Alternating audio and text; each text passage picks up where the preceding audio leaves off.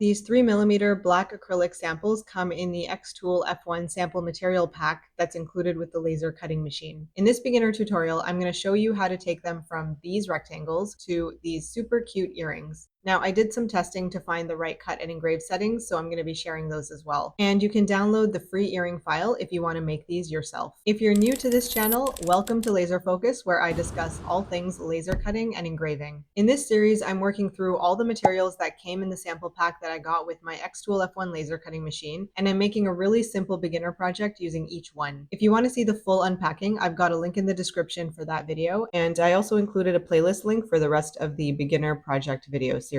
All right, let's get into it. Now, the first thing to do if you're following along is to download the file. So just follow the link in the description and you can download it right here and you'll have access to it immediately. When you unzip the file, you're going to see a few different formats. For laser cutting, the one you're going to want to use is the SVG right here. So just go ahead and import this into xTool Studio, which I've got open right here. So this is what you're going to get when you import the file. These are already sized at a reasonable size, with the width of the widest part being about 1.25 inches wide, and the earrings are just over 2 inches long for both of the parts combined. Remember that they're going to be a little bit longer once we get the hardware installed, because there are going to be a couple of jump rings and an earring hook here. Now you can resize them if you want something larger or smaller. I'm just going to leave the size so that you can see how they look at the standard size and then decide if you want to adjust them. So first you want to ungroup the whole thing. These instructions are just telling us that we're cutting the red parts and engraving the black parts. So we can go ahead and delete them. And the left and right earring designs are identical, but they're mirror images of each other. So I'm just going to separate them onto their own canvases here because I want to cut them separately one at a time. I could technically cut them at the same time and just line up the acrylic pieces next to each other, but I'm going to recommend doing them one at a time, and I'm going to show you why a little bit later. I'm going to create a rectangle here that represents the acrylic pieces that I have. Each piece is 1.75 inches by 2.5 inches. I'm just replicating that here, and then because I don't actually want to cut this, I'm turning off the output here. I'm also going to lock it so that it doesn't get in the way while I'm working. Setting it up this way is going to allow me to see where to run my tests to find my cut and engrave settings in the next step. Okay, now the next thing we need to do is figure out our settings. Since I only have these two small sample pieces, there's not a lot of room for testing, but I always recommend it, even if you have to find a tiny little corner to test on. So to find some settings to start my testing with, I went up here to the xTool material settings library, and I'm just searching for 3mm black acrylic, and here it is. I'm just going to apply it, and it's going to populate the settings right here. So we can see that for cutting, the recommended settings here are 100%